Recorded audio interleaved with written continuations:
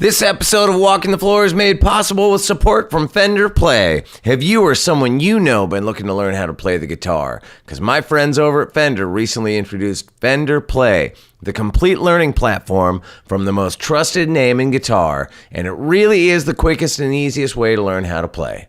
Offering on-demand guitar lessons through a video-based platform designed to help you play your favorite songs and learn key skills in minutes. For your free trial of Fender Play, please visit fender.com/walkingthefloor. That's fender.com/walkingthefloor. Hey, this is Shooter Jennings, and you're listening to Walking the Floor. I'm walking the floor over you. Walking the floor. I'm walking the floor. Walking the floor over you. Hola, senors and senoritas. How you doing? This is Chris Shiflett, and you are listening to another fine edition of Walking the Floor. Goddamn, I have covered a lot of ground since the last episode. I started a tour with Blackberry Smoke, Atlanta's very own Blackberry Smoke, all the way out in Oxford, Mississippi. So I drove my van all the way out there and did a run of shows from there down all through Texas, back up into Arizona and back into California. I had to shoot out to Atlanta for that crazy pre-Super Bowl party thing. Took a red eye out there because there was a big storm coming through LA or something. I was supposed to fly a day of show, but then that got all jacked up. So I took a red eye out there, did the gig, slept for about an hour, jumped on a plane, came back home, made it back down to Solana Beach at the Belly Up to finish out the shows with Blackberry Smoke. Then ran home that night, jumped on an airplane the next morning, and flew up to Seattle to start a run of acoustic solo dates that I'm in the middle of right now with my good friends Elizabeth Cook and Kendall Marble. You may have heard, unfortunately, Elizabeth got sick and her van broke down after the first show, and so she missed Prosser, but then she was back last night in Portland, and we had great shows, and that whole thing's off to a great start. And we've got a couple of days off, and then the day that this post will be up in San Francisco, playing at the Chapel, and then Bakersfield, playing at the Crystal Palace, which is pretty dang cool, and then LA downtown at the Resident. So if you're around for any of that, come check it out. And then I'm going to be kicking it at home for a few days, and then I start back up with my good buddies Blackberry Smoke out in Wichita. It goes like Wichita, Oklahoma City, New Orleans, Nashville. We're playing the Ryman. I get to open for Blackberry Smoke at the Ryman. Those shows have been really good. I've been out there with a band with my buddies Brian Whelan and Muddy Stardust and Matt Starr. So we're doing like the rockin' version of my solo thing. And so I'm bopping back and forth between that and like the, sensitive acoustic version of it. And then after the Ryman, I jump back on the road with Elizabeth Cook and Kendall Marble, and we do a bunch of dates mostly around the South, and then that'll be that. Onward and upward, South by Southwest, and other things that we're working on. I have a big announcement, I think, coming soon for all you people out there that complain that I never get overseas. I'm just saying, it's not official, but stay tuned, because I might be talking about that soon. Okay, again, a big thanks to my good friends over at Fender Play for helping make this episode of Walking the Floor absolutely free. As you know, Fender Play is the complete learning platform from the most trusted name in guitar, available on desktop and mobile, so you can learn anytime, anywhere. It's the quickest and easiest way to learn how to play. So get on over, check out those bite-sized video lessons, and learn some Black Sabbath or some Buck Owens or something, man.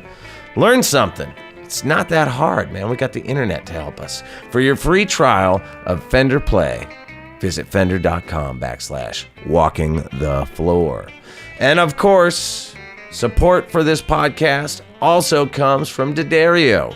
D'Addario, a fine maker of USA-made instrument strings and musical accessories, is committed to sustainability through the playback program, recycling over 1 million used instrument strings, For more information on the playback program and how to help in its mission of reaching 2.5 million strings in 2018. Oh, it's 2019 now. I guess in 2019. I wonder if they hit that goal. I don't know. I should check with them. Visit playback.d'addario.com. And last but not least, bringing it home, our good buddies at Zounds.com, where every order $599 and above is eligible for their exclusive 12-part payment plan. There's free shipping on every single order, and most orders arrive within 2 days. So get caught up on all the previous episodes of Walking the Floor over on the Zounds blog and order some strings or some guitar picks or, a new console. I don't know. Order something. Order a Fender Telecaster, for Christ's sake, or some D'Addario strings. They got it all. Okay, let's get to the interview.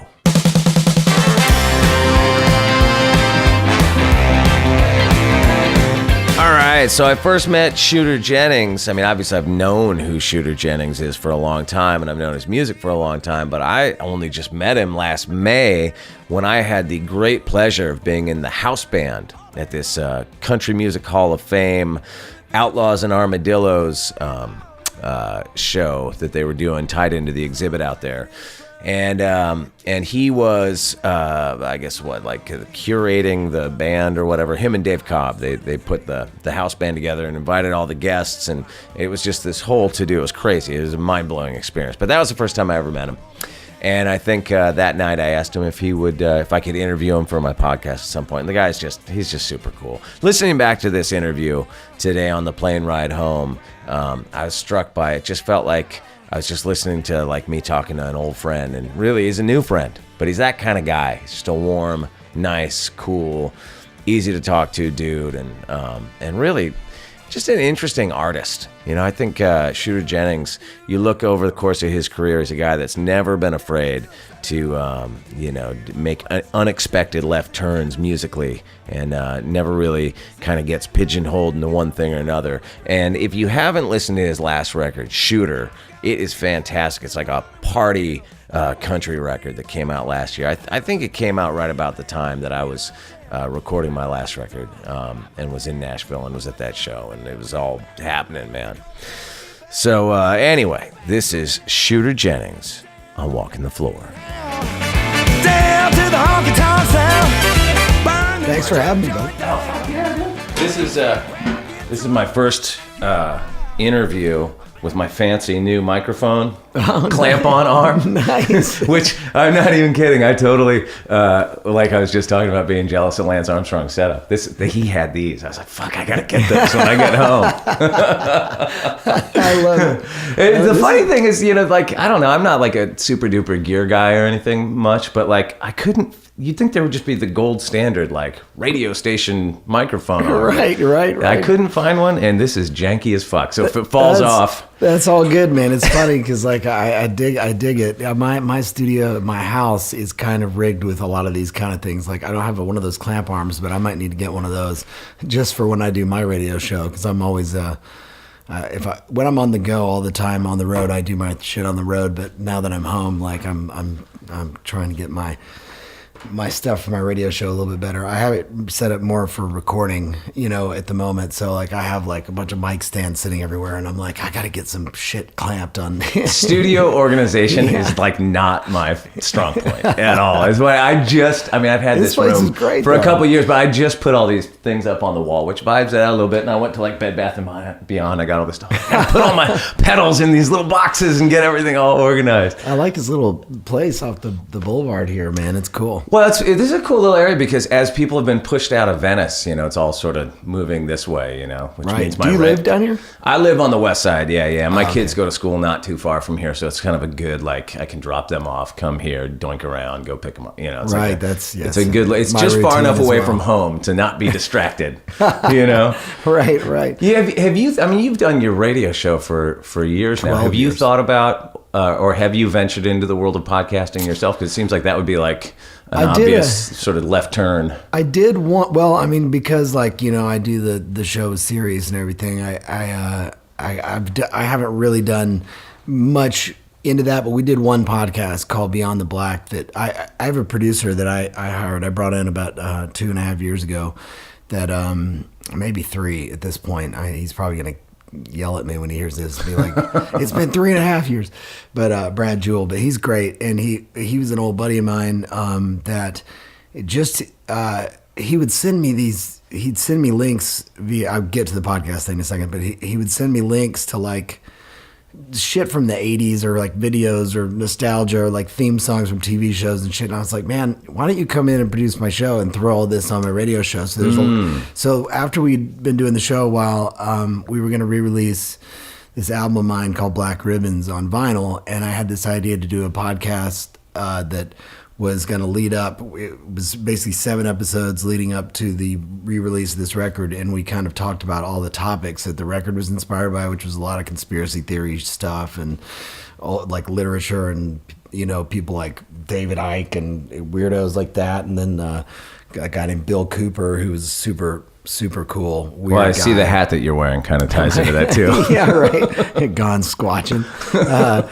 Yeah, but I mean, so we did this 7 episode thing, and they were all about like an hour long, but it wasn't like this. It wasn't like interviewing people. It was all like I wrote it and then sent it to Brad, and he rewrote it, and then we then like I would read it. So it was kind of more like one of those, more like radio theater, you know, Right. where I was like just talking and then playing like.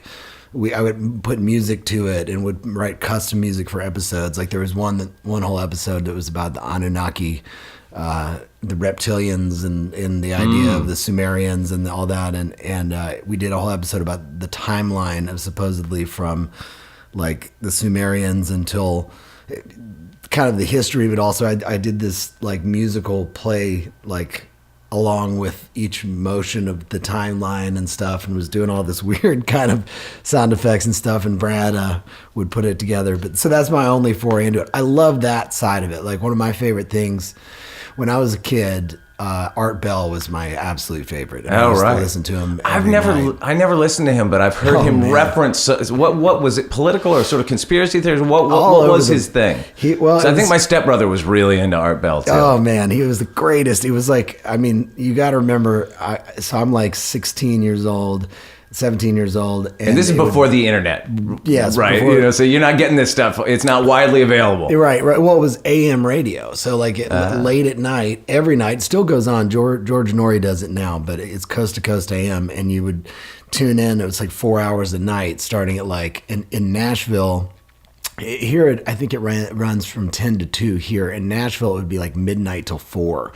So like I would listen to it every night, and he would have like Fridays they would do Ghost to Ghost AM maybe twice a month, and they would have people call in and tell these ghost stories, or there'd be like, you know, David Icke would be on it, or like depending on the guests, sometimes it'd be like the Big Bopper's son would be on it talking about like the day the music died. All, you know, it'd be guests and stuff like that. But the greatest thing about Art Bell when he did it was he would have these people call in. Like there'd be a dude who would call in and say like, he'd be like, say he was the devil.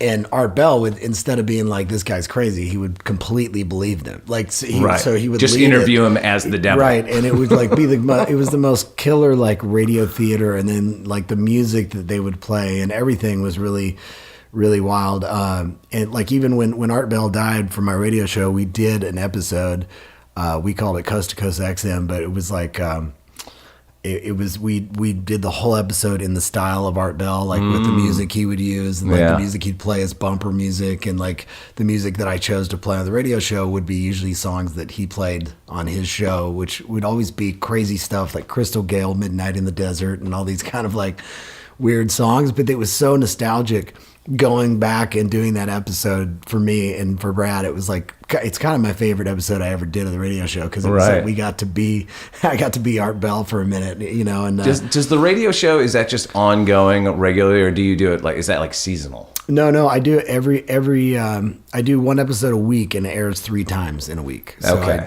I do it. So when you go on tour, you got to bring like a little some kind of road lately, setup. You know, lately I've been able to do it with a really, really small setup on the road, which has been cool because of Brad. I can just do it, and I make my playlist of songs, and I pick. It's a 2-hour show, so I pick about an hour and 45 minutes of music. Yeah, or an hour 40, and then I'll do like 15 minutes of talk for the breaks, and then I'll send that. I'll just This send is the Shooter breaks. with Sasquatch Talk. Right. Coming at you You're right. from a hotel room in Poughkeepsie. That's my dream, though, man. That's what I'm getting at a little bit. Like I'm always like, if I've tried to tell Sirius many times, I'm like, can you just give me a talk show? Like I'll not tour on Saturdays if I can just do one where I'd like do late night, you know. Yeah. But I know I still haven't got it. One day, Dude, I'll that's get, your like, podcast waiting to happen, man. It's because it's the Wild West. I think about that all the time, like, you know, because mine is, you know, obviously an interview show, but there are, you know, when I'm doing them a lot, I just get sick of hearing myself talk, and I get man, sick of I hate talking about hearing- I music. hate You know what I mean? hearing When I'm like, myself talk, what's just like there's no boss. Like we could just do anything. You know, let's do Yeah. theater now. Come on. It's awesome, man. I love it.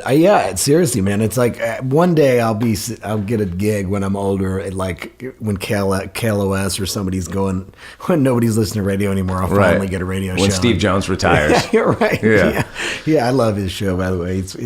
He's amazing. Went in there and did that with him one time, and it was a lot of fun. But He's great. Talk about a playlist, man. That guy's got like, Oh, he's man. got deep musical roots. super cool the way, and it's wild because he sits in there and he like literally like between the commercials will just, let's play this next. Yeah. And writes Well, it it's down. great because you think of like punk rock people oftentimes, or, you know, anybody that's sort of known for their particular genre, you think of them being like kind of closed-minded about whatever it is that they're into. I only like the Clash and Right, Stiff right. Little Fingers or what, you know, but like, you know, we all know that most musicians like everything. Yeah, you know? yeah. I love that he sheds that, you know, that he Yeah, has no totally. fear of that. But It's so cool. he's got that like killer, you know, knowledge of a lot of esoteric weird records that, Right. that I wouldn't normally hear. You know, a weird thing that happened with him is that many years ago there was a girl named Nikki Mitchell who used to work for my dad, managed him towards the end of her life and his life, at the end of his life, and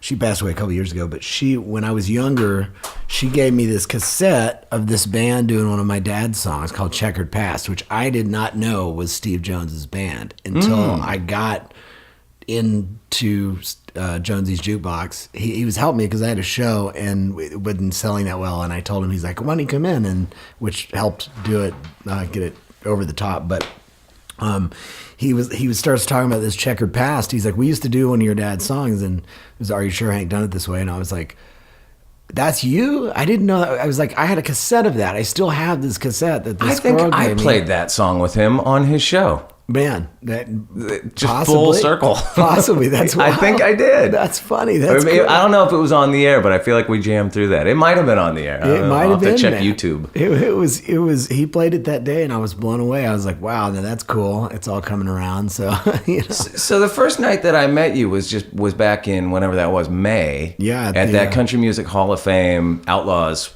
Outlaws gig. and Armadillos thing. I mean, that was such a crazy night for me. I mean, I've never been in a house band before, and I've never backed up that many artists, legendary artists. You know, haven't bam, bam, either. bam, bam. That was my mind was blown. Like my head was spinning that night by the time it was all over. But for you, I mean, I know you grew up in Nashville. Was that like a reunion of friends and family? You know, I mean, were you some sort of of comfortable? them. You just knew everybody in the room, kind of thing. I mean, I was more comfortable because we had been planning it a long time, and so there's some of the people that we brought, some of the people that Dave brought in, or some people, you know, Dave brought some, and then I brought some, so it was like there was a good crew of the people that I knew, but I was prepared to be playing piano for the whole night, but like it was about a week before. Dave's like, "You're playing piano on all of it, right?" I'm like, "Sure." And then he like sent me the list of songs, you know, and then we had that rehearsal that day, and it was, crazy. Holy shit! you All know? day rehearsal. You know what I loved? Like during the show, there was a couple moments during the show where, you know, things got a little off script. Right. You know? Right. And playing with that caliber of, you know, all those musicians from, you know, Robbie to Chris Powell and Brian, like all those cats. Like, Yeah, man. You just felt like even when it started to get a little wobbly at points, you're like, it would just snap back in and be Oh, it was amazing. great. You know, it was yeah, so cool. You were great, man, too. And it was that was just fun, man. It was cool. Dave is really good with that kind of, you know, assembling a crew of people that are going to work really good together. So, and it was all, you know, I've known Chris Powell for a really long time. His brother Leroy was in my band when we did Put the O Back in Country, my first Sure. record. So he kind of was hanging around then and kind of came into the circle around that time. So like, I mean, that was 12 years ago or something. And I've done several records with Chris since then. And then like Brian was playing bass. And, Robbie, of course, I've known since I was a kid. So there was like definitely like a really comfortable crew of players. And then I love that Billy Joe Shaver's still like, I'm doing my version. Dude, everybody knows Waylon's version. Dude, Come on. I'm telling you this I like that right nobody now. in the room sort of had like I knew he was going to do that. Oh, really? I knew in my head because, see, I knew from when I was a kid, my dad told me he was mad about my dad's version. He said they had to kick him out of the studio when they were recording it because he said, you're ruining my song by doing it upbeat. And right. So I knew he was going to still refuse to do it. But it was so funny because here I was, I'm thinking, are we going to do this the other way? And I'd even mentioned it to Robbie during the rehearsals or somebody. I was like, I bet you money he's not going to want to do the upbeat version, you know? And then we get in there for the rehearsal, and he starts it, and I'm not even playing. Everybody starts playing, and he says, "Get that Jennings out of here!" Like he immediately like blames it on me, and I'm like, "The fuck, man! I wasn't even born yet." Yeah, he's like, "What the fuck? You're still mad?" I was like, "You're still mad?" I think I said that to him. Like, "You're still fucking mad about this?" Like, and then he like, "Oh, I wouldn't give you a hard time if I didn't love you." I'm like, "Fuck you." That's so great. There's that. I mean, the highlights the musical highlights were all over the place, but that, and then Tanya Tucker at the rehearsal going like, we should take this on the road. Yeah. All you gotta do is work cheap and sleep with me. Yeah. It's like, what? That's so great. Man, yeah. Do great. you get out to Nashville much these days? I mean, you're based here, like, but is that still home for you in a sense, or do you how connected are you? This place is really. Right. I've been here 20 years, and it's changed a lot since you were a kid. I gotta imagine. Nashville has changed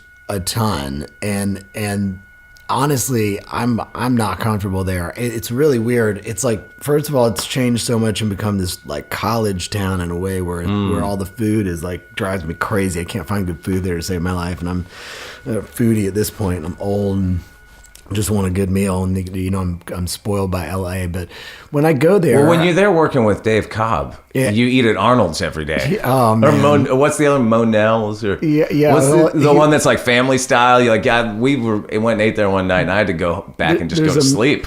Yeah, he likes to break out and go to a restaurant and then go back to work, and I'm always like, man, I can't believe we couldn't just. But it's not just going to the restaurant; it's like the gnarliest, heaviest, like down home cooking. The red porch or something that he took us to when we were doing the Brandy record. But it's like, yeah, man, I don't know. Nashville, I'm not, I hate to do it. I hate to say it, but I'm just not a fan. Like it bugs me out. Like when I go there now, see, years ago when I was in my 20s and we were doing our first couple records and we had a lot of heat, like I enjoyed going there. Like it was a little different. But it's become the whole hipster thing in the East Nashville fucking drives me crazy. And then there's these kind of pockets of guys that drive me nuts. So I try to stay out of town when I'm there. Like when I have this friend that I've been buddies with since I was like 12, and he lives out in like Springfield. So like when I did the Brandy record, the older me, the younger me, I should say, would have stayed at a hotel and ended up at bars every night and acted like an asshole. But nowadays, like anytime I go there, I stay with him, and it's like 30 minutes out of town. So I'll like, when we were doing the Brandy record and my record, I loved it because the minute we were done, I would drive out there, it'd give me like 25 minutes, and then I'd catch my buddy and his wife before they had to go to bed for work the next day and stuff. So I'd get like time to hang out with them. That part of it I loved. I loved hanging with my buddy and kind of, he is a old nerd like me, but he's like a machinist nerd. He's got like all kinds of like machines in his basement, like saws and milling machines and shit to build guns and shit to build like equipment. And so it's like hanging out with him is like being in like this like getting man lessons. Yeah, it's almost. I don't know about you, but I grew up with like none of those CDs skills, man. And oh yeah, I mean, well, see, even growing up, it was him. Like he's not like a hunting, not that type of dude. He's more of like builds assassin. electronic boards and like repairs CB radios and has them stacked up. Like he has a CB and like a shortwave radio that he'll just like turn on and we'll like talk to people and like, so like it's kind of, he was always that way from when we were kids. And I was always more like, I always called him the hardware guy and I was the software guy. Cause when we were into computers a lot when we were young, and he's got tons of old computers like I do. And so I used to do all the programming stuff, and he would do all the actual physical, the electronic engineering side of it. Yeah. So we kind of still have that relationship. So that part of Nashville I loved about both those records, doing it there. But honestly, it's like I love LA. I've loved it since the minute I was here. I got here when I was 20, so I spent my adult years here, really. My first drinking years and everything. Yeah. So like this place feels like home to me. It's weird because I feel like I wasted so many years on the road, not here for so many years. And now that I'm older, I try to, because I really want to do more stuff in Hollywood and in California, like shows or like, projects, or like I said, like getting a radio gig or doing whatever. Like I've been producing a lot of records here and that kind of stuff, doing more stuff in town because I really love the town. And I feel like that there's like kind of a gap musically that has been going on here for a long time. And I feel like, people really appreciate good music in LA. So, I kind of find myself focusing on LA more. For me to go to Nashville, it's weird. When I was going to move to LA, my dad was worried. He's like, you're a big fish in a little pond here, but if you go there, you're going to be a little fish in a big pond to LA. But, and he was right, but it was what I needed. Like I needed to get here and have nobody know who my dad was. Cause I didn't like that. I didn't like being kind of Waylon's kid. Not in a, like, I'm not proud of that. Just the way that the business was there and the way people were, and they still are, the way that the music business is there. There was definitely like I couldn't expand and figure out who I was there a little because bit. of other people's expectations Right. of what you're supposed to be. Yeah, or exactly, or Right. just kind of not getting to just get lost in the population a little bit. And Well, so, it's interesting you say that because, like, obviously you've over the course of your career, and you've been making records for a long time now. You've done a bunch of different styles and sounds and kind of genre hop Right. and that sort of thing. Looking back now at some of the different things, musical styles you've done over the years, like, do you think that some of that was like in defiance of other people's expectations, what they expected you to be? Probably. I mean, I think I'm always something about me is always like wanting to go the opposite direction of what everybody else is doing to some degree, and so I don't know if it's a defiance thing. I don't know if it's like I get bored with like the norm of things. Yeah. Like, and I definitely think like different records have been for me, like Black Ribbons, which was like definitely the first really experimental record that I did, was in a way, there are things about that record was definitely in defiance of, we'd done 3 records and the first 2 records we did, Put the Old Man Country and Electric Rodeo. We did those before Put the Old Man Country came out. So we kind of had these 2 records where me and the band and Dave had done them without any expectations. And they were kind of a step 1, step 2. Step 2 was a little crazier and more psychedelic, and we were kind of like growing. Yeah. And so I thought when we had some success with the first record, I thought, oh, we got the second record and it's going to really blow their minds. It's going to take them to this other place. And then they were like, nope. Like they were like, we're not playing this on the radio. This is not like the 4th of July, And Wait, was your first album embraced by like mainstream country radio? Because back at that time, you didn't have like the sort of alt country Americana thing Right. Anywhere near as established. I mean, it was out there, but it wasn't the sort of the big industry Right. that it is now. It was surprisingly more. I mean, we had one single ever, which was the 4th of July, and that kind of went to like 25 or something on the charts, the country radio charts. But so to some degree it was embraced at the time, but like we were having to already get like people to vouch for it. Like when we did the 4th of July single, to get it played on radio, Tony Brown, and it was his idea, and we were like, cool, because we wanted people to hear it. So he was like, I'm gonna remix it, and he like remixed it and added like Paul Franklin on steel and him on piano.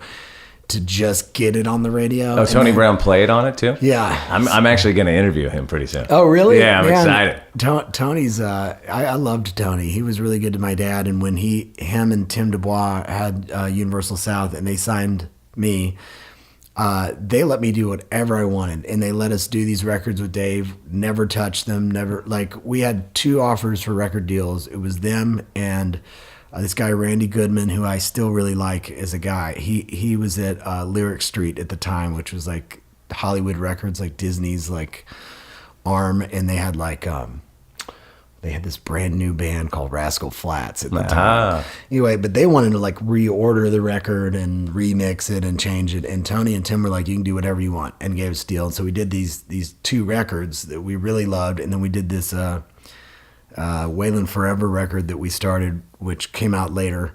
And then Tony and Tim got ousted and they brought in this dude and this other guy.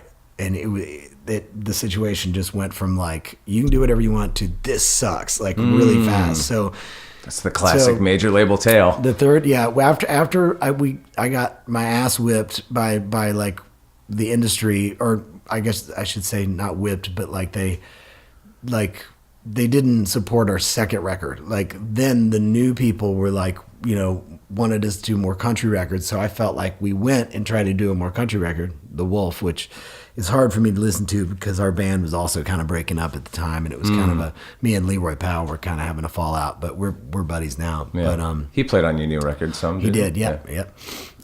But so we had this kind of weird moment where we tried to cut this country record and it was like, the label didn't really get behind it and it kind of just fizzled, and they were like, you can stay on the label but you got to cut cheaper records and all this, and I was like, I'm out, I'm gonna bail and I'm gonna figure it out. So after that happened, I had kind of gotten this really bad taste in my mouth for the experience of Nashville. I kind of felt like I got suckered a little bit because it was like we did these records that were really pure, but like they kind of sucked us into the game and sucked me into the game of actually caring about it. And then when I did care about it, and then they were like the Wolf just kind of died on impact. I was like, man, this is not what I want to do. And so I went and did the Black Ribbons record. So that I was like, I don't even know what people are going to think about this. I had like Stephen King on it and I had all these weird different styles. And it was like a radio show. And is that when you started your own label? It is. Or was you would come off the major label at that point? I started, Black Country Rock was a name then, and so that we did that Black Ribbons record with a small indie company here called Rocket Science, but we had an imprint kind of. That was just by name. It was really in 2013 is when we started really made it its own label and manufacturing our own vinyls and all that kind of stuff. But when you turn in a record to a big label like that, and your sense is that they're not getting behind it, like how overt is that? Like, are there conversations that actually happen where they go, we're not getting behind it? You know what I mean? Like, or do they go like, this is great, and then they just sit on their hands? This is great, and then there's like we don't really know what to do with you, so we're not going to do anything at all. That's what happens to so many artists, especially in that town. Like, and that was my real big experience with. Hey, your last one. I mean, we're talking too. The first one sold like 400,000 records. The second one sold like 150,000 kind of out of the gate. But and that was like a failure to them, which is crazy because now that would be different. But CDs were selling, and sure. And the Americana thing was not even really a thing, and so it was just a really weird time. It's funny because we look back, and Dave and I talk about it all the time. We look back at what we were doing and what's happening now, and it's like a lot of. Like, I feel like we made a lot of inroads for people in ways, but at the same time, I just got really sick of it after that point. And I kind of found myself after Black Ribbons and into the next 2 records, which I did with Entertainment One, which is a whole other story how I got there. And actually my old general manager, Van Fletcher, who I love, he used to run Universal. He was the general manager at Universal South. He saved me kind of because I was in this other deal for these next 2 records after Black Ribbons, and I realized, man, these guys are not on the same page. Like they didn't want to print vinyl, and they were like the way they were looking at the record, I was like, this is just not right. And Van kind of swooped in and said, look, I'm going to buy you out of this deal and we'll do it right. And he did really well with those records, in my opinion. Family Man and The Other Life, he put a lot into them. I still love Van so much. Like he's always been a really big support to me over the years and a good friend, but and a musicologist too, which is cool. But like, you know, I kind of found myself floundering until I met this guy named the Colonel John Hensley, who was my manager, who passed away. But he was the one that said, like, whoa, like, you don't need any of these people. Let's start your own label and let's start doing it this way and everything. And really got behind that. And stop doing interviews. Like, just stop everything. Like, nobody needs access to you. Just do the music shit. We'll find 3 interviews for you when it's time, and, you know, get what you want to say out there. So I learned a lot during the process, but definitely I didn't, you know, there'd been times I would flirt with, like, hey, do you think I can get a deal in Nashville? Do you think I can do, you know, because that's still possible. Because, like, the one thing that I hated after I was on a major was just getting them to invest the kind of money in marketing and you know, getting a publicist and all this. Like, it was really hard to find, you know, and that's the one thing. And it's not cheap, all that stuff. It's fucking really expensive, especially the publicist part, because you want that, and a good one is like $5,000 a month. So you, like, that kind of money, you're not putting that out of your own pocket. So it's like you have to have this little bank attached to a record to make it get out there, you know.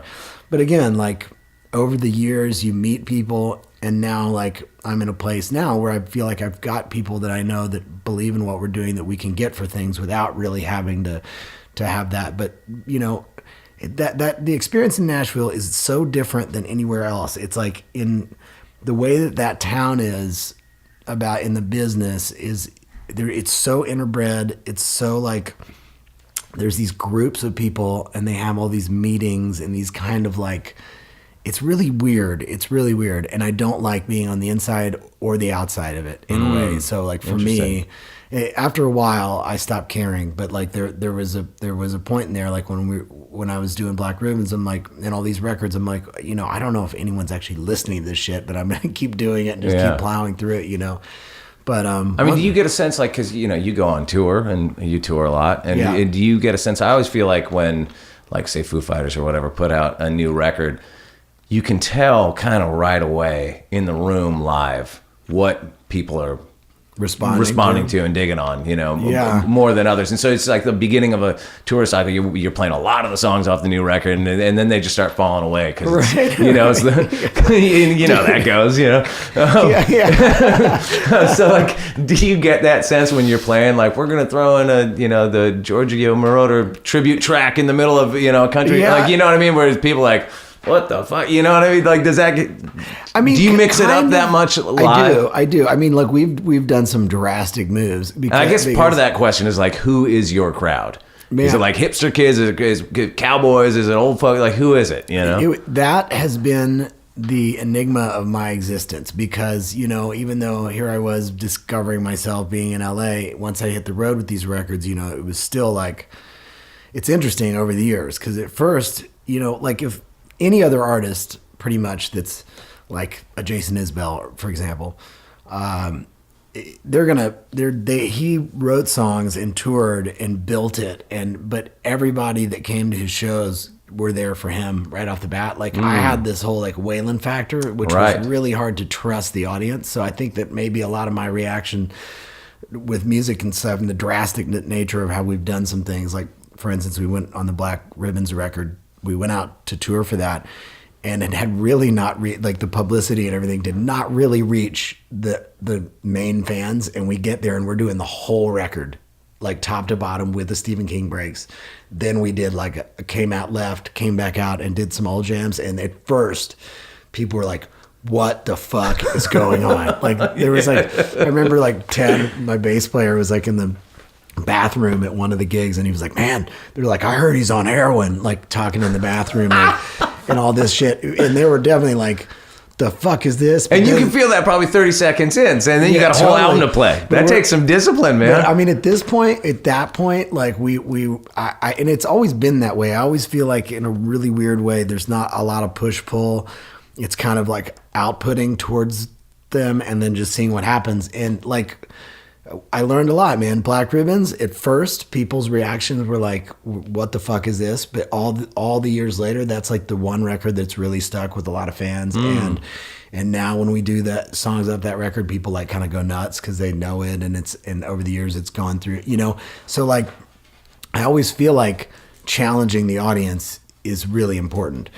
Me and Jamie Johnson had this conversation years ago when I was doing Black Ribbons. He was very supportive of that record, and he was like, you know, it's really like you get like when people liked your music before they knew you, like they trusted, they're liking what you came up with for you. You know what I mean? So it's like there's two kinds of mentalities. There's like one where you're gonna service them, which a lot of people do and it works, or are you gonna just do you and challenge them and see what happens? And I've kind of always picked that road, which.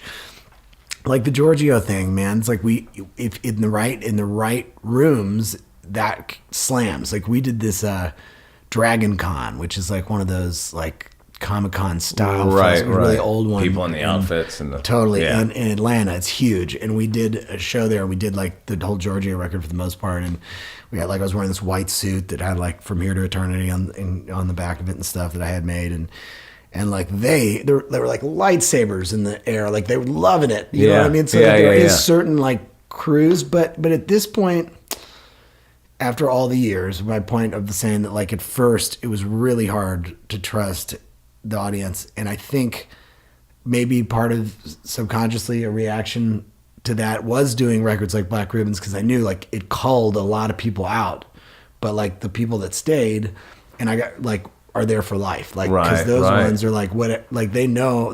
I feel like my audience, the ones who really are there for me musically, are the ones who have grown to expect that they don't know what's going to be next, sure, and are like comfortable with that. They like that, so it's like you know, over the years as I've done different things, like with the Giorgio record, like that was definitely something we didn't expect, but at the same time.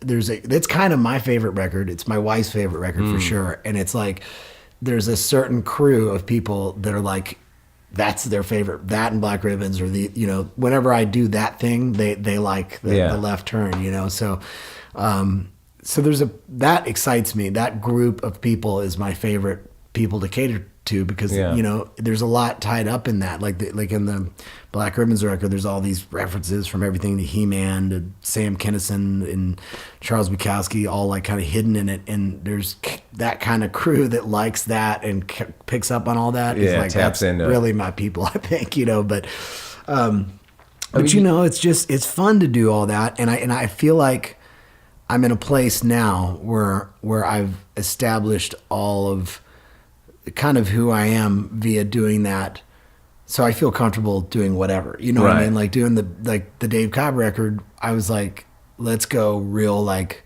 1985 country. Like I really wanted to do that. He was excited to do that. We'd always wanted to do that, but I always felt like I still had to do something kind of rock or something kind of like proving myself early on. So when we got back together, it's like through and through country was kind of the idea, you know? I was wondering like what you were sort of listening to or vibing off of, because there's some songs on your latest record that remind me of that Jerry Lee Lewis record. Oh, from totally. the 70s. Killer Country? You mean No, this country one? Southern Roots, like back home in Memphis or something like that. Yeah, have you ever listened to that record? It's like it's like cool. a party record. You know, it sounds like they're just fucked totally up in the room having a good time, and your record has that energy to it. You know, Hank Williams Jr. definitely involved. You know, is a big influence on me when it comes to country, because I just love the way that he blended the kind of Jerry Lee thing and mixed with like, you know, all these different kinds of music that he was listening to that was like 70s music, and he was adapting it into the 80s. Right. And he'd write these great songs lyrically that would like have these conversations in a weird way that different than any other country writer. I think he had this weird way of kind of like writing lyrics like he talks, like he would use the word like that old stuff anymore, like, or like words like stuff, like I would never write the word stuff in a song, but it's like, hey, that doesn't pop, man. Yeah, but you know, it's just like something about the way he does it. So there's definitely the Hank Jr. element in there, and Dave knew that, because even from the first records, I was always a huge Hank Jr. fan, especially the 70s. Late 70s and mid up to like mid to late 80s of him. Right. And so we were always kind of using that as a template in songwriting a lot. Like Some Rowdy Women on Electric Rodeo is a song that's very Hank Jr.-ish. And Leroy Powell and I were both Hank Jr. nuts. So we would, it was kind of like our thing to sit around and like crank that stuff, you know.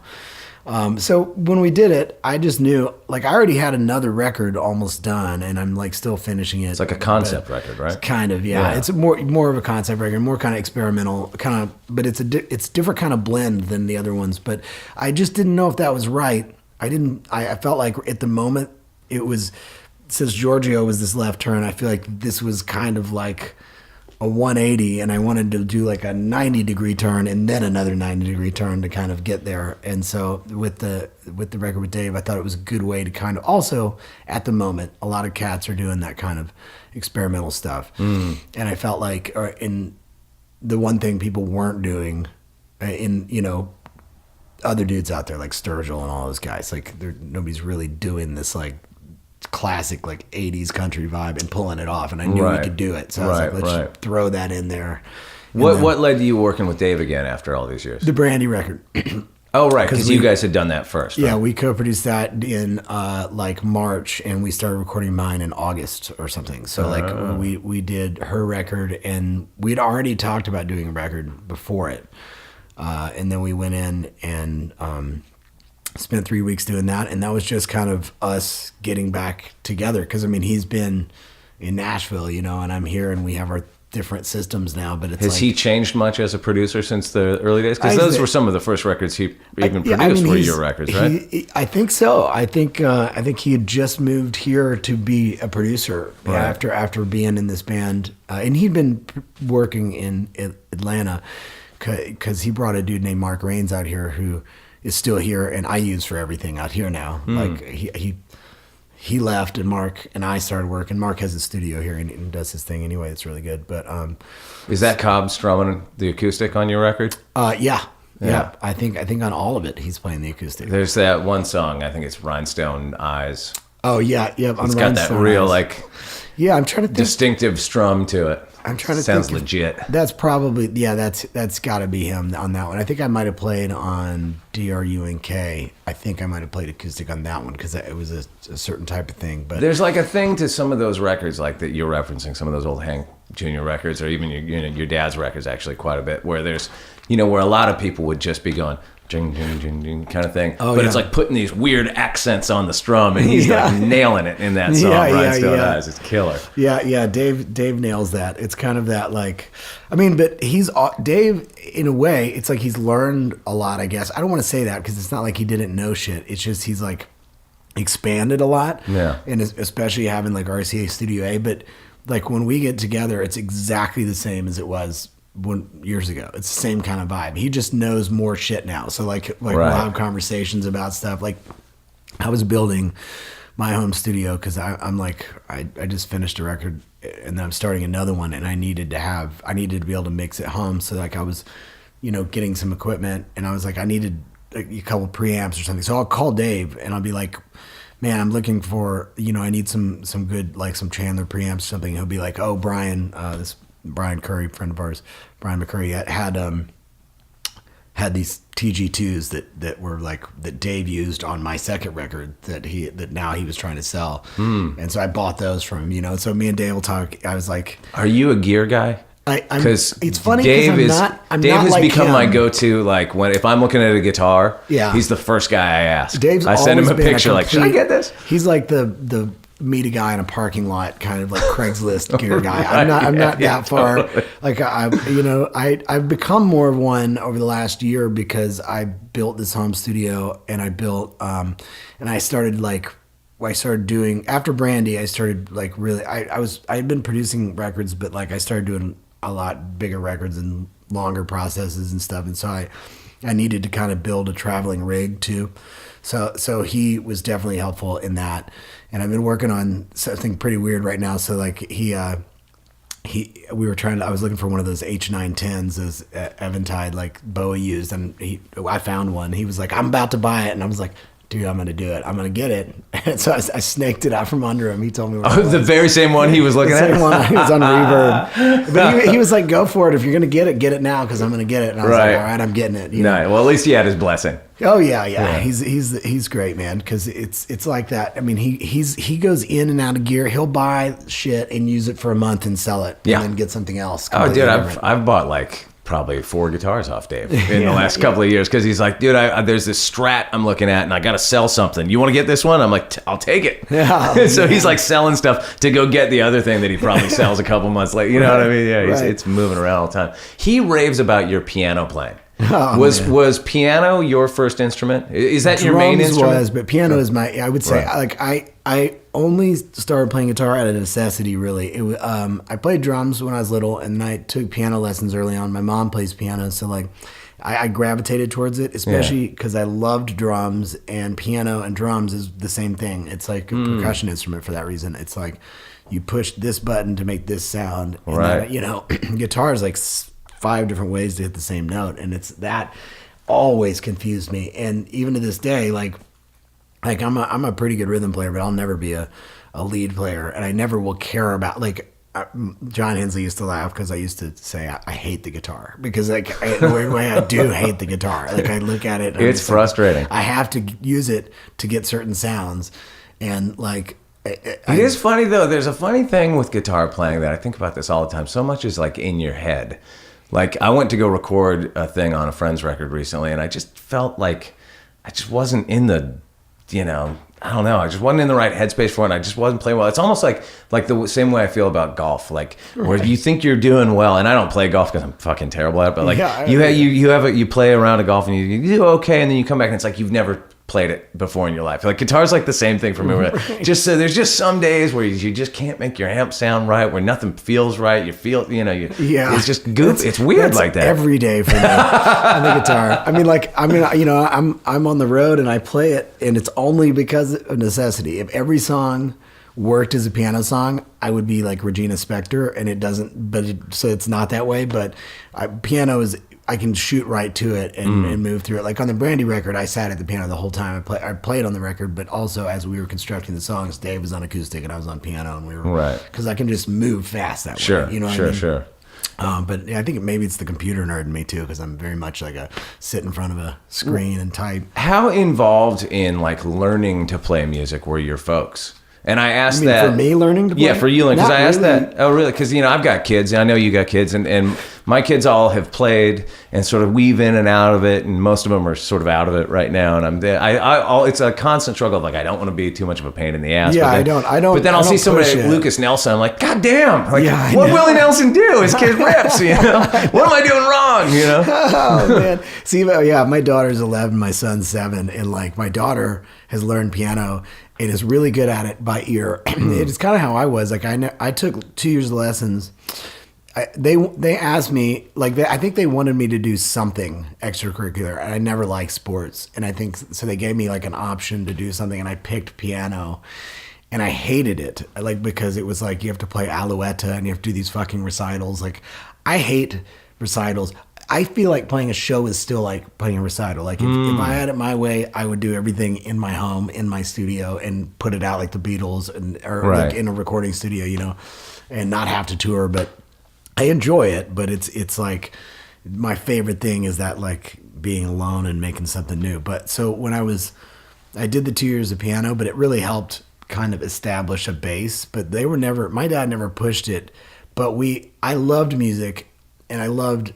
Like I was an MTV kid, instantly loved music. So like we would share music that we liked a lot, and I would like play him, like fucking Nine Inch Nails and Tool or whatever I was listening to, and he would like play me shit that he was into, and so we got along on that level. And I think he knew really early on that really loved and cared about music, and I was excited by it, and he was excited by that. So he wanted to like get into the stuff that I liked and kind of all that. And we, you know, and we did like this record together when I was like 16, and I did all the music, like programmed it, and he like did vocals and played guitar, and then it came out later, but I never realized that your dad was playing lead on so much of that stuff. Yeah, man. I always thought he was just the dude out front strumming. Yeah. God, he had like such a distinctive, killer lead guitar style. Crazy style. And it's so weird that I He's never really kind of a one of a kind. Gravitated towards the guitar at all. Like right. I really did it. Like it was, and again, it was out of necessity because I wasn't a cool kid.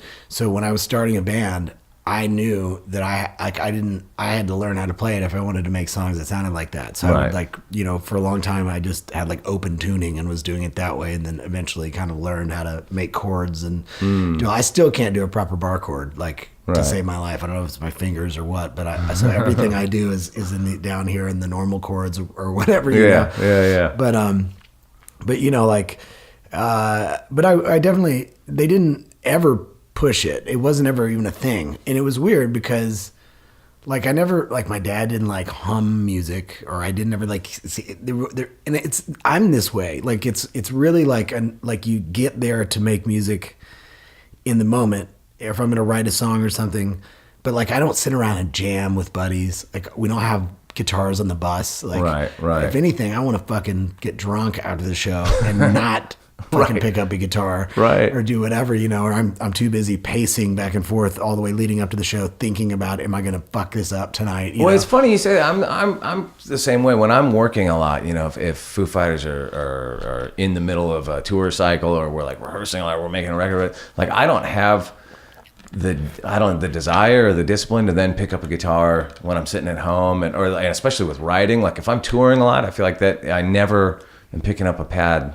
Oh no! And getting the ideas, you know what I mean? Yeah, like it has to flush. I wish I was one of those guys. That, I just got to get this out every day and wake up and have my coffee and write a song. But I'm just not that guy. I don't trust those people. I don't believe them. I don't think anybody really does that. Yeah, that's good. Although it's funny though, you know, there's like I can think of this one. We do this Outlaw Country Cruise that Sirius does every year, and Roger Allen Wade's on it. And see, I love Roger Allen Wade. Yeah, and he loves to sit around and play the guitar and sing like old Hank songs and old Waylon songs and and I remember me and Eddie Spaghetti from the Super Suckers were hanging out in the casino. It was like at the end, it was one of the nights, and everybody's been drinking, and me and Eddie are just like, you know, I love Eddie, and we were like just talking about whatever. And Roger comes up and he goes, "Hey guys, I got a really good idea." And we're like, he goes, "You want to have some fun right now?" And we're like, "Ooh, yeah, all right, what?" And he's like, "How about we get a couple of these guitars and we play in this casino, we play some Hank songs with these people." And me and Eddie are like, "Oh man." Like we thought you were gonna have some drugs or something, man. Like we don't want to sing, right? Yeah, we're off work, motherfucker. No, man, we don't want to sing. Yeah, like, we don't want to sing on stage, let alone off stage. But like, you know, and he was so hurt in the moment. We had to be like, "No, dude, it's cool. You didn't." You know, it's funny, man. I think about this a lot. Like the musical environment that I grew up in was really like anti anything that reeked of hippie anything, right? And like so jamming was definitely the idea of jamming frowned upon. Like, there was no jamming. Right. We went and we learned some songs and we played a gig or we did whatever. Some people loved that. I know, and you know, as a 47-year-old man, I look back and I go, man, I wish I would have sat around with my brothers and jammed. You know what I mean? But I just never did it. Man, it's funny. It's because like my kids, again, back to that. It's like. You know, Bama doesn't like to play in front of anybody. That's how I was. I didn't like to play in front of people. I like to play by myself. And Blackjack is like, he's learned little things on the piano, or like he'll pick up the guitar every once in a while. And then I'll be like, why didn't I sit down and like have a lesson with him? But he knows that I'm not that way. And I know my dad wasn't that way. It's really weird. It was just it was there. It was like the love of music was there. Yeah. So like the instrument, it was never about the instrument. It was about like learning to like, you know, it's in the country world too. This is I think another reason why like what I've done is so far separated from really what the country thing is most of those guys who break out in Nashville start playing in clubs, playing like other people's songs. Right. And see, I was MTV kid. It was like, you make your own shit up. That was the music that I fell in love with, was the dudes who were making their own shit up. Yeah. So I'm like, I'm going to make my own shit up. Yeah. You know, I never had an interest in like really, and I've never been a good enough singer to do that either. Like certain guys like Jamie Johnson can sing any song and it's fucking great, you know, and I'll struggle with it or be less than of a singer. Certain songs I can do here and there, and we'll do covers every once in a while, but I never kind of came up in that kind of world of doing that. So it was always, again, it was a tool. It wasn't like a thing that a way of life. It was just a tool, you know? And so I think like in that sense, I've just always kind of been that way. And I think that's the way my kids are creatively too. It's interesting because I you know, having kids, like you evaluate your parents and your relationship and how you formed when you're watching them form. And you're like you relive everything in a weird way. So that's one thing with me where I'm like, man, it's funny. Like me and my dad talked about music and played each other records that we liked all the time, but we never sat down and jammed. Probably never. I mean, we did a record, you know, but that was something creative and new. But I was never like, hey, Dad, let's do some Christmas carols. He and my mom would do that kind of thing with like people were around, or he'd do a little song here or there. But, you know, my mom would be doing her thing. If he was writing a song, he'd be like kind of in the living room working out a song over and over and over. Or like when I got older, my childhood bedroom, he turned into like a little room with like a 4-track, and he could do demos in it and stuff. Yeah. So he'd do that. Or my mom would even now when I stay with her, she'll like wake up first thing in the morning and sing like songs and she always like finds crazy songs that she loves and she likes to sing them, and she sounds awesome doing them, like whether it be Bob Dylan or like some obscure old song from the 70s that Chips Moman showed her that never ended up on a record or something, you know. Her voice is like still, man, so she's crazy. It's fun to watch. It's really wild to watch her, and how mentally how she is musically is interesting, because like we did at a young age, I bonded a lot with my dad in that area, and then as I got older and after he passed away, like she and I had a lot of bonding in that area. So it's like kind of a different thing, but my mom's really funny the way she looks at everything. It's like even with fans and stuff, or like if, you know, I don't know, if we do something and somebody says something, or, you know, nowadays with the online and social media or whatever, she's like, you know, these people are strangers, right? Like she's always like, you know, they're strangers. So you might, you know.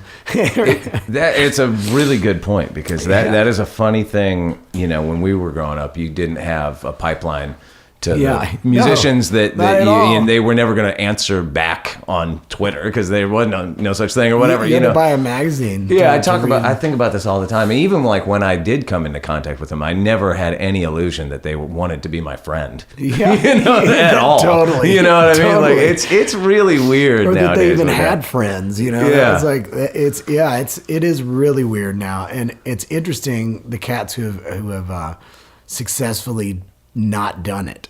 Like Sturgill stayed away from it, which I think. He's not on social media. No, he'll come in and make a bunch of posts and then delete everything, and then like 6 months later he'll open another one and make a bunch of posts and then delete everything. Kind of like Kanye, you know what I mean? Oh, really? Or it'll be just is that his vibe? Okay, yeah. But you know, like but anyway, like with the, you know, it's just kind of interesting. It's interesting how certain people process and are driven by music in different ways. So it's like some people couldn't be further from like what I am in a way. Like again, like guys who they just like jam and playing songs in clubs, just love playing to the audience. You know, I'm like, man, my favorite guys were like nuts. Like, I mean, the reason I started playing music was really the band that got me where I was like, this is it. This is the coolest thing I've ever heard, was the Downward Spiral. When I heard that record, I was like, this is the coolest sounding thing that I've ever heard, you know. And I realized it was like one guy kind of doing it for the most part, and it was like computers and keyboards and drum machines, and I was like, I can do that. I can do all those things. So I was like getting Studio Vision Pro and learning how to like program and do all that when I was like 15, 16, and